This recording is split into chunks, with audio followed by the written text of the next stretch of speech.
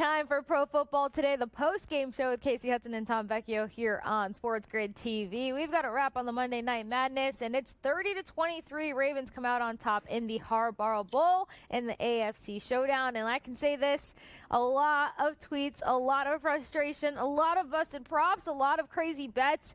Tom, we've got plenty to unpack on the post-game show, but as always, let me get your initial reaction to that second half where we saw the Ravens be able to pick up some points and secure their W. Yeah, Ravens are the better team. This was, a lot of people were saying like this was a spot for them to get back on track after a couple of losses, pick up the wins, get the offense moving, which is, ultimately exactly what we saw. Huge, second half from Derrick Henry on the ground. His line was sitting at 117, I believe, was when we were talking about at halftime. He ends with 140. He doesn't get the touchdown, which, credit to the Ravens offense that they have so many different options that they can go to, this, that, the other thing in different scenarios. He doesn't have to score. They do ultimately come away with the win. From a prop perspective, a yardage perspective for some of these players, we have an absolute ton to talk about. We should note that we did see the overhit. We also didn't see J.K. Dobbins return for the Chargers, and is obviously a player that has dealt with a significant amount of injuries in his past. So it could be a lot of Gus Edwards going forward if Dobbins isn't able to go next week. This is obviously just speculation. We have to wait till we get some more news on that. But it was very clear that their run game was not the answer tonight. Dobbins ended with 40 yards in the first half. Edwards didn't get it going. This was a bad match in terms of running the ball for the Chargers, and I said it had to be through the passing game, which is ultimately what we saw. So we have a lot more to get to, a lot more to talk about when it comes to props and players, my thoughts on them, my disappointments. We got a lot to do. Yeah, I'm right there with you. And plus the in-game live crew, I overheard them trying to get some of those props to hopefully come to life in the end there. But there was just so many interesting play calls. The amount of penalties, the flags, all the issues. So yes, we will get into all of that. But Herbert stopping short of 218, that broke my heart. But I will say McConkey was still very fun to watch regardless of what went down for the Chargers in terms of results. They go down to 7-4. You got the Ravens increase to 8-4, and we've got plenty to unpack. Make sure you're following SportsGrid over at SportsGrid, and make sure you stick with Tom and I here on Pro Football Day, the post-game show on SportsGrid TV.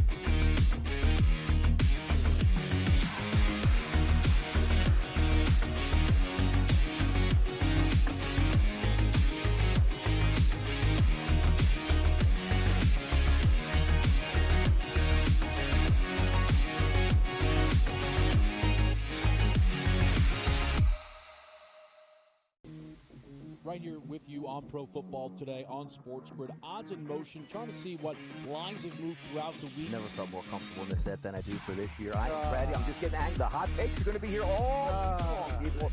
What in the world is going on in Miami, Dom? It's not particularly anything to shy away from just because many people are on top of it. Hot take. I think this line is asking you once again to take New Orleans. Pro Football Today, only on SportsGrid.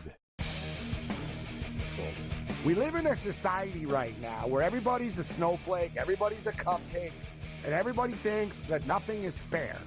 Everything is like, it's not fair. We should have a better chance. We need more. You know what? I'm old enough to remember when you needed to have a perfect goddamn record to win a college football championship. That's the way it was. 11-1, too bad. Sports Rage tonight, only on SportsGrid. Grandma Bear, who owns the football team, probably comes in, gives a little, oh, man, you're such a good little boy out there. Congratulations, the way you coach this football team. I'm never going to fire you. Totally, I missed you. Pinching your own cheek? As I was looking down and did not know we were getting... Oh, Donnie, you got such a good show there with that guy named Ben. Like, that's what your grandma would do to you when you go see her on Thanksgiving or Christmas, The Early Line, only on SportsGrid. Together, both Devontae Adams and Garrett Wilson had huge nights. Aaron Rodgers loves the two big targets, and he says if this is going to happen, going to be very tough on the defense to decide who they want to go after. Adams and this kid, Wilson, I won't deny what they can do, but nobody else does jack.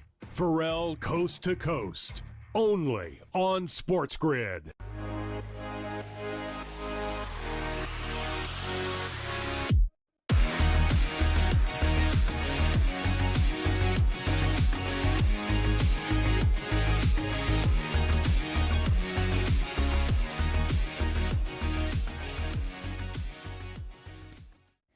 Welcome back into Pro Football Today, the post-game show with Kasey Hudson and Tom Vecchio here on SportsGrid, running through the Monday night matchup between the Ravens and the Chargers. Ravens secure the W 30-23. They up the ante 8-4 record-wise. Chargers dropped to 7-4. We were talking about some of the props that didn't look so great as the game moved forward, Tom. So let's take it offense by offense as we like to do. Starting on the Chargers side, I know one of the things that wounded me tonight, I was on about it. I was a little cocky during the pregame, talking about how does Herbert not hit massive yardage tonight. I mean, he just went 297. He can do it versus this team that lets up 300-plus to quarterbacks, and he closes the night with 218. That was heartbreaking for me. His prop was sitting at 262.5.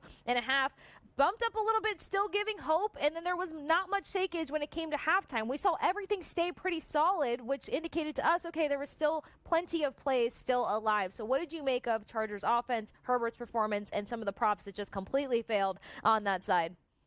I want to say Herbert didn't play badly. Like what his stats reflect is not necessarily on him. He was at 129 at halftime. We got to remember that 129 at halftime.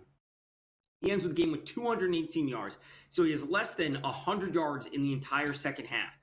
He also ends with 21 completions, and I spoke heavily on the pregame show about Herbert going over 21 and a half completions. How many drop balls did we see in that second half, specifically from Josh Palmer and Quentin Johnson? I mentioned that I need Quentin Johnson to have 3 fantasy points for me to win a matchup, and he ended the game with 0. So I am personally distraught about that. When we look at Herbert's stats, those drop passes, I'm not talking about every single pass needs to be caught, but catch 4 or 5 of them for another 40, 50 yards, then his prop would be in play, right? So, his prop looks bad. And maybe he could have had 1 passing touch. I'm not going to say he would have 300 yards and 3 touchdowns off of this game, but getting to 250 yards and 1 touchdown, that would look a lot better. And when we're looking at the box score, this is what I've said since week 1. We have to know things in context. Herbert's box score looks bad tonight, and it's not necessarily his fault. Right. Running game was never going to happen today. I spoke about that on the pregame show. We were all over that. McConkey is their main guy. We did see Will Dissly go over 37.5 receiving yards, which I said. We saw some of these other guys step up, and we also saw some of these other guys fail. So the receivers for the Chargers, I don't want to say is the reason that they lost tonight's game, but it's the reason that their offense didn't move down the field tonight. No, but it's the perfect point out, because let's touch back to a couple of weeks ago where Herbert put up these monster numbers, and that's when you and I were discussing, these numbers don't reflect the play that we saw on the field tonight, and now here's the perfect reverse. Herbert did his job, honestly, for the most part, but those drops were just, what was that? It's not anything that I would have expected us to see after, at least for me. I'm over here raving about the Chargers offense starting to look collectively better, starting to find a rhythm. I mean, key words, they were just completely burnt out by the time that halftime came undone. So McConkey is probably the one thing that anybody could stand behind so sharply outside of talking about Herbert. I mean, they were talking about the fact that he had such a veteran presence and he's still so new to all of this. So 83 receiving yards through the air, 6 receptions. I mean, hats off to him. Honestly, it would have just got better if he was able to find the end zone tonight just to secure the stats and help out Herbert just a little bit more. But if it wasn't for the work that he put in, I mean, we don't know what these numbers would have looked like. So key point out on that part, that's for sure. I'm so sorry about Quentin Johnson. I felt that vein for you after you threw out the tweet and the fantasy numbers, and I didn't want to add insult to injury. But we do have probably a brighter spot in terms of pivoting over to the Ravens offense for a minute and some of those props. So you got Lamar that closes out the night at 177, 2 tutties, no interceptions, 16 for 22. The groundwork was ridiculous by Henry, 140 on the ground through 24 carries. And then Zay Flowers, hello. When Adam's not on the show, Zay Flowers cannot wound him. He actually prevails a little bit. 62 through the air through 5 receptions. And then Mark Andrews, who a lot of people were pegging to have a great game, 44, 5 receptions, 1 touchdown. So anyone who had a tight end getting in the end zone, if you had Mark on the mark, then you were able to secure a W with that one. So what'd you make of the Ravens coming up against the break here? Good stuff overall. We spoke about this. It was a difficult matchup, but Derrick Henry is doing Derrick Henry things. He didn't score, but he still has a massive game. And, this was a good game from, just how do we view the Ravens overall as a team in context of the AFC and the NFL overall. Well-balanced offense. Didn't have to rely on, massive passing game. We got enough players involved. Mark Andrews did his thing. You have some of the secondary players like Rashad Bateman step up. He did go over 37.5 receiving yards, so that is a win for there. But it was just like the game that the Ravens really needed after the past few weeks, and they should just continue to push forward as one of the best teams in the league. Absolutely. Well, we'll touch a little bit on what this win means for the Ravens, and then more importantly, we got to look ahead because we got an exciting holiday week ahead, a loaded slate for Thursday and Friday, and so much more to get to here on SportsGrid TV. So don't go anywhere. Stick with us after the break.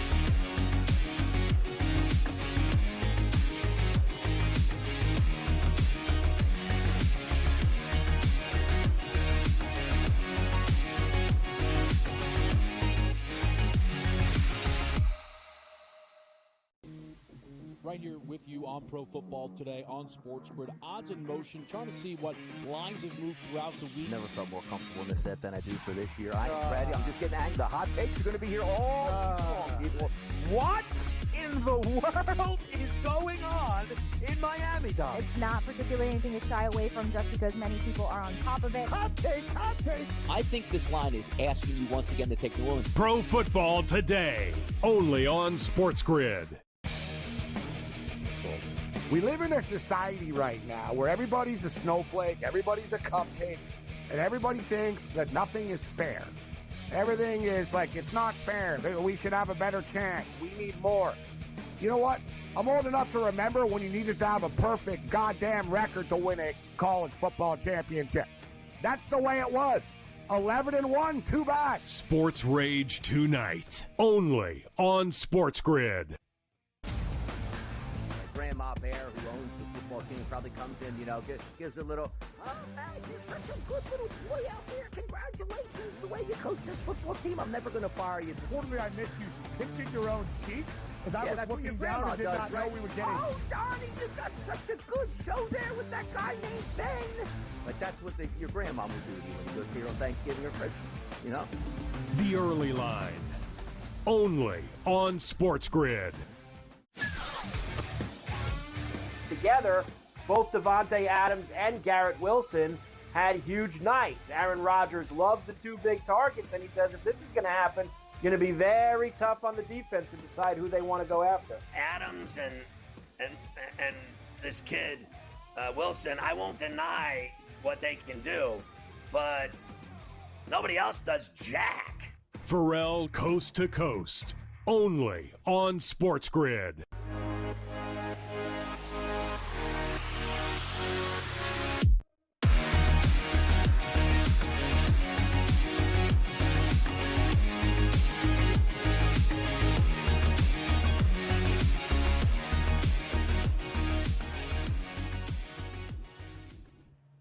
Back at it with Pro Football Today, the post-game show with Kasey Hudson and Tom Vecchio here on SportsGrid TV.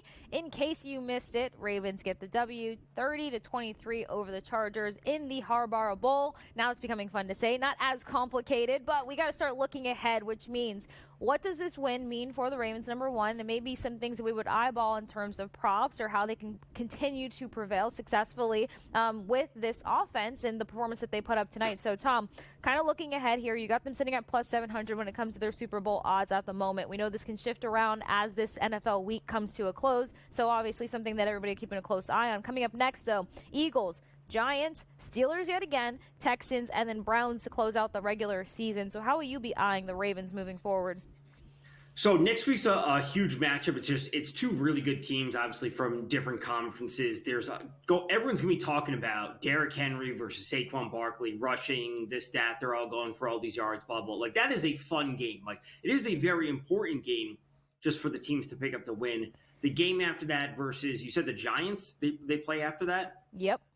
The Ravens, super easy matchup. They should just score, 40 points in that game. The following week, that's a huge game. That's versus the Steelers, and the Steelers already have the head-to-head win. So depending on what the Steelers do over the next 2 weeks, that 3 weeks from now is a massive game for the Ravens for the AFC North title, and then that will impact the Ravens' seeding in the playoffs, which will impact their conference championship odds. So huge stuff from the Ravens over the next few weeks.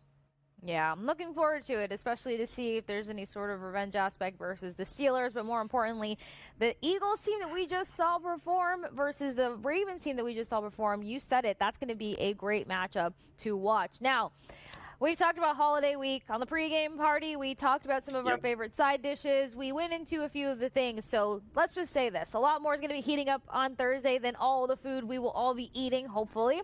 You've got Bears versus Lions, Giants versus Cowboys, Dolphins versus Packers. And while some of us might look at these teams and be like, what are they really going to do on Thursday? The competition is very much still going to be there for some reason or another. That primetime spot, that holiday slot, that Thanksgiving pressure, it's really going to be heating up. So you got the Bears, who you and I talked about briefly last night on the post-game show, taking on the Lions. 10.5 on the spread, 48.5 when it comes to the total. We saw the Bears weather a lot of good play versus a Vikings team. So what do we make of this matchup to get things going on Thursday? Yeah, this game should be lopsided, as everyone would assume from the Lions' perspective. You know, a lot of people don't like to lay 10.5 points really with any team in the NFL. We've seen a lot of underdogs covering. We've seen a lot of underdogs winning. I absolutely do not expect the Bears to win this game. Do they cover? Maybe. The Lions are just covering machines. They're 9-2 against the spread this year. Like, as I've said before, the Lions are the class of the NFL. They should not be, taking this game lightly. It is a divisional game. I think they come out and they want to, pour on the offense as they always do. Montgomery's sitting at -185 for a touchdown when he was super banged up with a shoulder injury. He went back to the locker room in their game over Indy over the weekend. He actually went back to the locker room walking with his pads already off. Now, it's very short weeks, and it's an early start on Thursday. So the Montgomery news will impact my interest in Gibbs. St. Brown should be scoring. He didn't score last week, broke his 8-game touchdown streak. So that's where I'll likely be looking. And the under might be the play. Like, I think the Lions can win this game 30-10, right? Mm-hmm. Like, they cover and the under hits or something around there. Where, like, I think they just blow out the Lions blow out the Bears. They win this game. It's all Lions onslaught, but the under does hit.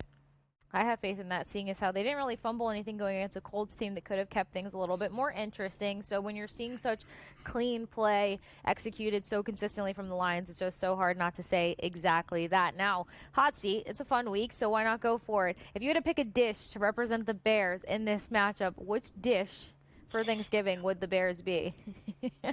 I don't know. Like, I've never been a fan of green bean casserole or something like that. Just like leave it off to the side. Right. Get it out of here. Fair enough. Push it to the side. No, thank you. Don't add it to the plate. Now, coming up, we've got the Giants versus the Cowboys.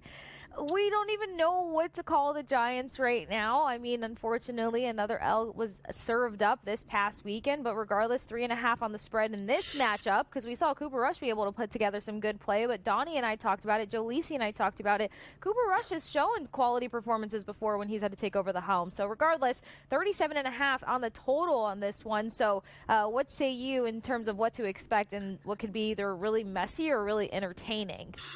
Right. I would side and agree with Donnie and Joe that Cooper Rush is he looked pretty good. Like 204 for a passing prop for Cooper Rush is pretty good. We obviously saw Baker Mayfield slice and dice the Giants defense, no pun intended for a food reference, for the Giants secondary. Like, he should be able to hit 204 yards. The question becomes is, where do we look for a touchdown? So CeeDee Lamb is plus 175 for a touchdown, and we never get these odds for CeeDee Lamb over the past few years. Tyrone Tracy, you could make the argument, would be one of the best options from the Giants as well. And Malik Neighbors is plus 220. These are bad teams. These are bad offenses. It is a 37.5 over-under. We're not expecting a lot of points, but the touchdown props for Lamb, Tracy, and Neighbors actually interest me just because we're getting such good plus money. And again, the overall involvement for CeeDee Lamb, we're seeing 10-plus targets out of him in the past 2 weeks, the 2 games that Cooper Rush has started. I actually like CeeDee Lamb at plus 175 for a touchdown. Oh, yeah. I mean, like you said, sometimes there's a lot of these players that also, wait, hang really on. Consider. Should we be taking Lamb on a day that's about food? Yes. Lamb for this actually just makes so much sense now. We should be taking the Lamb for the touchdown on a day that is about food. It's a Lamb touchdown day. It's a Lamb touchdown day, and that needs to start going out now. Everybody needs to document it because it's the perfect opportunity to tie it all in. I was about to ask how we tie this game into food because I didn't want to pick another dish because sometimes it gets a little crazy. For the most part, you want to be eating good food, so you're only able to pick so many bad items. But Lamb on a Thursday, I mean, are you a ham or a turkey guy? I'm fine with both. Like the argument I would make is we need to have more steak and lobster at Thanksgiving. Interesting. Something that I will definitely find a way to pull back into this conversation. So, yes, stick with the food and the foodies on Thursday. Lamb for a TD. I love that one. Not to mention is that we should see the Cowboys be able to pull off a good performance here versus the Giants team is still figuring out so much. Moving along, Dolphins versus the Packers. 3.5 on the spread here. Dolphins looking to piece more of their game together. Then you've got 47.5 on the total. This is the 8:20 game, closing out Thanksgiving on full bellies and sleepy eyes. What do we make of this one? So we're going to have to dig into this a little bit more. I'll be doing in-game live for the Giants and Cowboys game, and we'll, of course, touch on this one.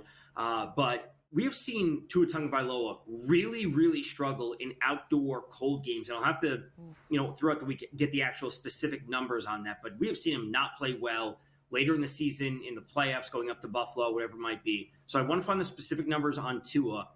I want to lean on the Dolphins getting the points, but I still think the Packers win.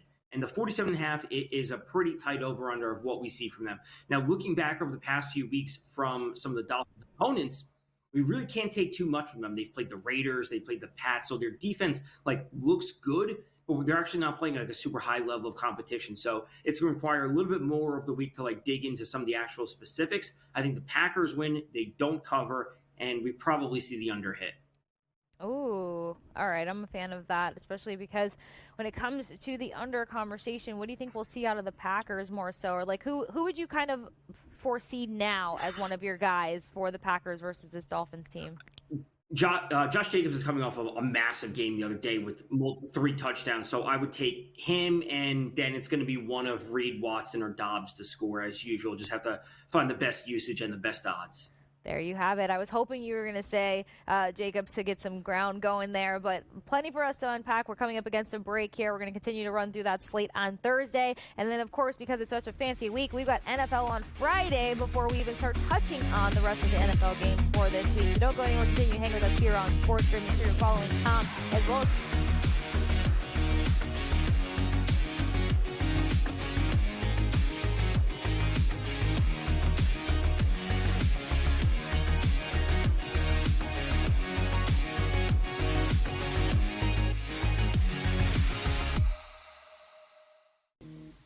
right here with you on Pro Football Today on SportsGrid. Odds in motion, trying to see what lines have moved throughout the week. Never felt more comfortable in the set than I do for this year. I'm ready. I'm just getting angry. The hot takes are going to be here all long, people.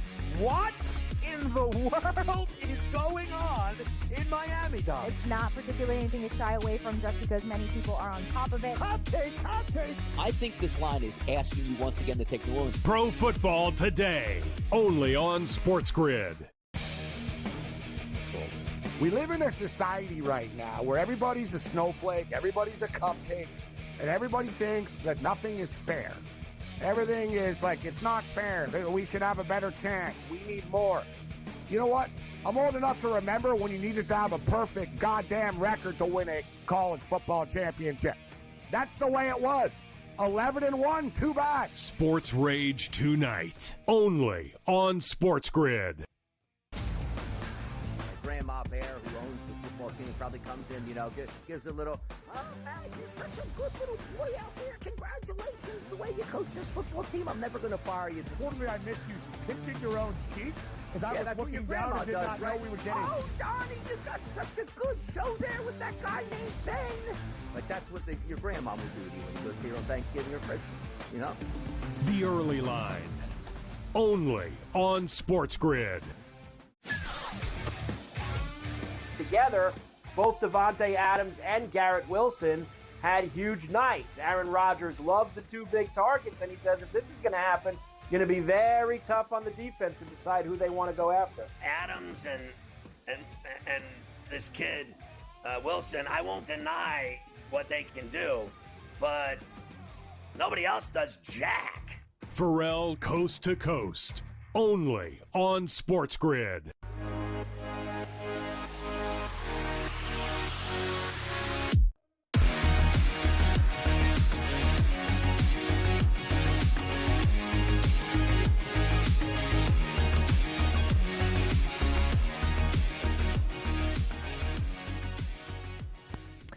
welcome back into Pro Football Today, the postgame show with Kasey Hudson and Tom Vecchio here on SportsGrid TV.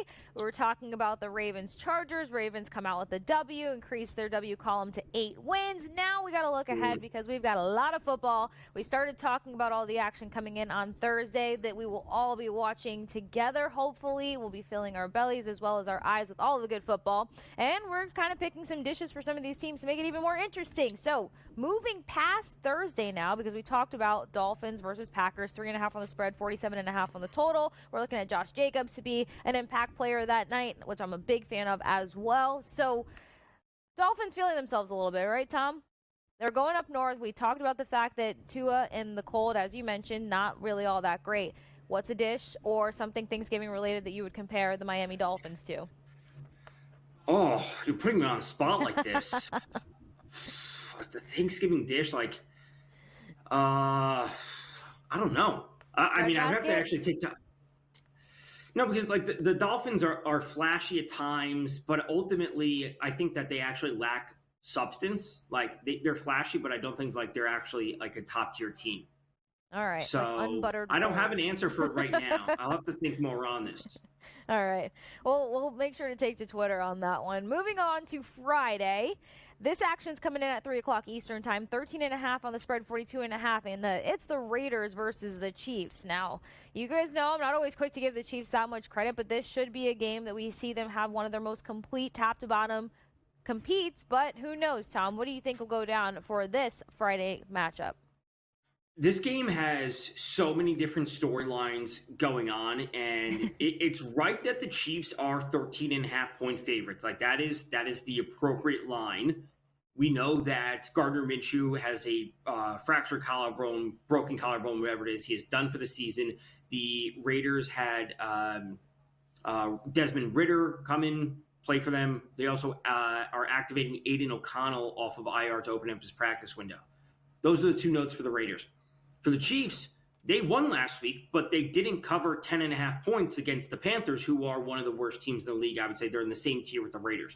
So now the Chiefs are a team that are 5-6 against the spread this year. They are winning games, but they are not covering. If you have been betting against the Chiefs against the spread, you have been profitable this season. However, this is a bad team with a second or third string quarterback potentially starting. If there's any game for the Chiefs to actually cover and just take care of business, full 60 minutes, start to finish, this would be the game. So that's what it has to be for the Chiefs. Like you can't allow the Raiders with a second or third string quarterback to hang around in the game, to bring up these questions. Oh, why is this happening again and again for the Chiefs? And they need some type of magic block field goal at the end of the game to win. No, like the Chiefs should just be winning this game by 20 or 30 points. Yeah, and we need to see more of a shutdoor performance from the defense. I mean, letting the Panthers pick up 27 points, I was just like, what are we doing here? We're talking about potential Super Bowl contenders yet again. So 27 points ain't hot. Not versus the Panthers ain't hot. We'll see what goes down on Friday. Once again, spread sitting at 13.5, 42.5 on the total. It might be Raiders, like their team total sitting at 13.5. Obviously, I would love if that was sitting at 14 and you could then take the under on that so you could get a push or 14.5. But I do not think it'll go to 14.5. I'm just saying, ideally, I would love to get 14.5 and then bet the under heavily. But 13.5 may still be in play. Like them finishing with 10 points or 7 points or 9 points, I think is very realistic for this Raiders offense. Yeah, especially with the expectation of the Chiefs' performance. So we will say that. Now, moving on to Sunday, officially, all the holiday ball will be behind us at that point, and it'll almost be the close of November. We're looking at the Colts versus the Patriots. 2.5 on the spread here, 42.5 on the total. Yeah, this is a really tough game. It's a really tough game to judge. 42.5 over-under. I think the under is a play. The pass looked terrible last week. Considering like Drake May actually looked pretty good over the past few weeks, except for last week. The Colts are coming off this loss. Again, if the Colts want to push towards the wild card, this is not a literal must-win, but like a figurative, like they need to win this game. They should not be losing to a team that is far below them. And I'm not going to say the Colts are some amazing team. Like they're very clear in the middle group of the NFL, but this is a team that they should be able to punch down on. Like they should be able to beat up on the pass if they want to have any shot at making the playoffs. So I think the Colts are the answer. at -2.5, but the under is the actual best bet for this game. Yeah, I'd probably feel a lot more comfortable with the under because, as you mentioned, sometimes we don't know what to make of either of these teams, and then the Patriots in terms of what they can try to deliver, or I think it's more so what the Colts can drop, what they can fail to do just because is more of the play in question there. Which perfectly pivots us to another team. You and I were talking about this last night, Tom. What to make of the Texans at this point? I know that there's been a number of conversations around some of the play calling and just some of the positions that this team has been put in and the lack of execution in those crucial moments. You got them taking on a Jaguars team that's just kind of snuck in the mix sometimes in terms of having decent defensive performances or keeping people off their access, people being possibly the Texans. 5.5 on the spread, 43.5 on the total. How do we credit the Texans to have a strong performance in a matchup such as this? I mean, this has to be a Ravens type of performance from the Texans where it's hey, we just need a bounce back. Bad loss to the Titans. Now, granted, there are some metrics out there that would point to the Titans having a solid defense, especially in some certain areas, but the Jags, they may still have Mac Jones starting because Trevor Lawrence is back practicing, but he may not be fully good to go. The Texans are the better team. Whether you think the Texans are some conference winning team, wherever it might be, that's fine. But the Texans are better than the Jags. So this needs to be a Joe Mixon game after a very slow week against the Titans, slow game against the Titans yesterday. This needs to be a Joe Mixon game against the Jags. They need to control the game, again, start to finish. We're getting to the point in the season where these teams can't fool around anymore. Enough with trying to figure out offenses. You should have it figured out by this point. And that means Joe Mixon seeing the ball 20-plus times on the ground, going for 100-plus yards, and scoring, and the Texans come away with the win. That's what it has to be for them this week. I'd say 100% in agreement, especially because one other thing you and I agreed on is us having so much hope in the Texans season. We'll touch on it again coming up on the break here, but we were both on top of them being able to potentially get further in the postseason this year, and everything was lining up, and then all of a sudden the play, the consistency, it just started to digress. And what the pivotal point was in that, who really knows besides some of the injuries, but stick around. Tom and I are heading to another quick break, but we're coming back on the other side, going down the Sunday slate and so much more here on SportsGrid.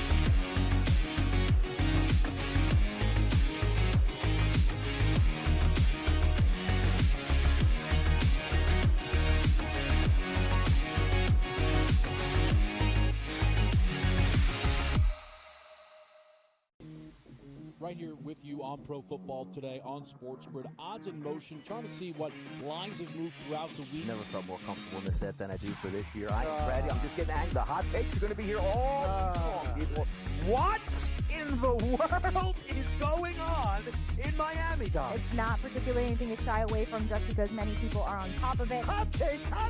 I think this line is asking you once again to take New Orleans. Pro Football Today, only on SportsGrid.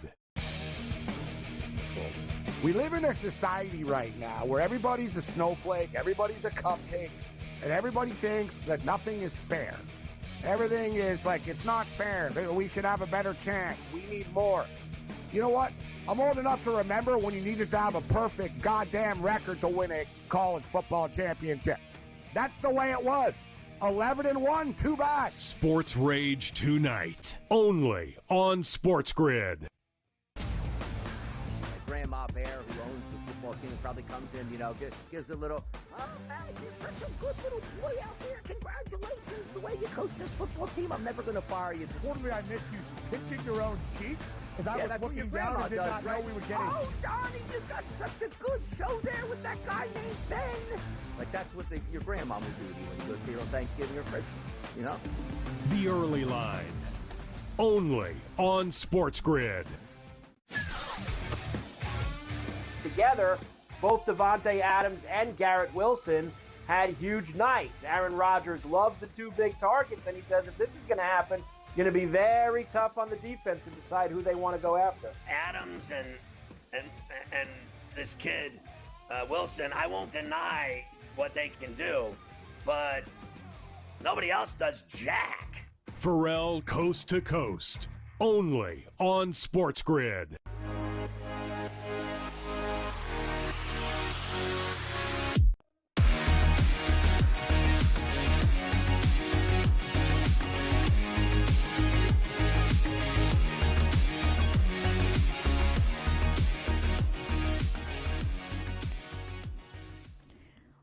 one more rally with Pro Football Today, the postgame show with Kasey Hudson and Tom Vecchio here on SportsGrid. And before we cut to that break, we were talking about the Texans taking on the Jaguars this weekend, but more importantly, Tom and I were very high up on the Texans heading into this season. So, Tom, how do you even evaluate what you thought the expectation was going to be at the top before the season got going? Then the season starts going through, and it still looks good, still feels good. I mean, I did a number of videos rooting on the Texans, and now we're here. And we're saying, can they actually put together a great performance versus a Jaguars team? So how have you felt through the emotional roller coaster that has been the Texans?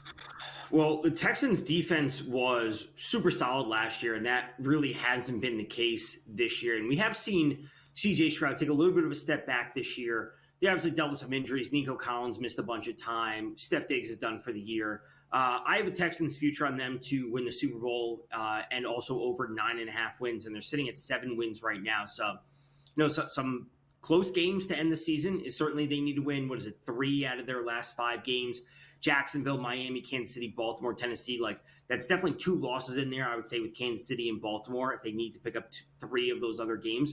So it's going to be a close end to the season. Did I really think the Texans could win the Super Bowl this year when I bet on them? No, but I bet on them when they traded for Diggs, and I simply bet on them because I got the number in before the line moved, which is something I like to do and just leave myself a little bit of leeway, cash out when I have them at close to 30 to 1, and they were adjusted to about 20 to 1 after the trade or whatever it exactly was. So I have expectations for the Texans as a team continuing to move forward, but this year it's just probably not their year. They are steps behind the Ravens and the Bills and the Chiefs just in terms of the conference, but they're nowhere near as good as the Lions or the Eagles in the other conference. So they have 3-4 teams ahead of them in their own conference. So it can be a growing year for them, but they are not close to being a real contender.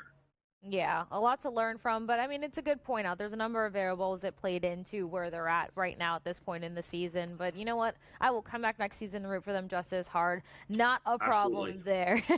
A game that actually should be quite interesting. Seahawks versus the Jets, 1.5 on the spread, 41.5 on the total here. We've got another team, I mean, no surprise, another New York team that just has so many question marks in the air, and the win is so necessary, but a Seahawks team that could sneak away with this one, honestly. So how would you even start to unpack this one? Seahawks aren't going to sneak away with this win. This is all Seahawks. This is all Seahawks. This is Seahawks on the spread. This is Seahawks on the money line. This is a Geno Smith revenge game going up against his former team. The Jets are dead. The Jets have quit as a team. This is the Seahawks coming off a huge divisional win against the Cardinals. This is a chance for the Seahawks to pick up another win because we do see the Cardinals on the road against the Vikings, which is a very tough matchup. There's a chance for the Seahawks to extend the lead in the NFC West. This is Seahawks every which way. The EWW bet. Shout out to my guy, Tim Doyle from CBS Sports. I've done plenty of shows with him. It's the Seahawks first half, the Seahawks full game, the Seahawks second half, and the Seahawks on the money line. Every which way, team total over, you name it.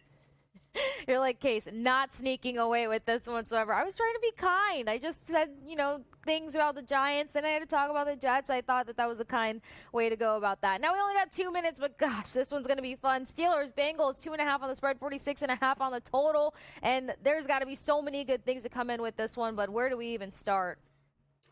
It's getting to the point where the Bengals season is probably over just because even if they're playing well, and we've said before, their offense looks great, their defense is terrible, right? We're getting to a certain point in the season, and, maybe they just want to go out there and show yards. They just want to put up good performances, right? And regardless if they win, regardless if they give up 30 points, they may still be able to score 28 points and put up 4 touchdowns. And Burrow has 300 yards, and Chase and T. Higgins, they both go for 100 plus. So, that is the maybe mindset we need to shift for some of these teams. Their seasons are done in terms of the playoffs, but the players still want to go out there because they have contract incentives, getting to X amount of yards, which we will absolutely talk about, especially the last 2 weeks of the season, of players getting to specific yardage totals to hit contract incentives to make an extra $500,000 or whatever it is. And that's what I want to start transitioning to for some of these teams. And the Bengals may be one of those teams. Just go out there, score a bunch of points. The Steelers need this game in terms of their season, in terms of winning. So I do like the Steelers at plus 2.5, but the Bengals are the fun side for the yards. Yeah, absolutely. And that's a great way to put that because the Steelers were very upset with their performance versus the Browns on Thursday night last week. But then you have a Bengals team that can show, look, maybe next year once we get some pieces, some health, and probably some good plugs to add to the roster, we'll be ready to contend. But that's going to be a wrap for Tom Vecchio and myself here on Pro Football Today, the post-game show on SportsGrid TV. You know the deal. A lot of football coming in this week. Tom's going to be on In Game Live. We're going to be back with Pro Football, the pregame show on Friday. So keep all of your NFL coverage and goodies with us here on SportsGrid TV, and everybody have a wonderful and fantastic Thanksgiving.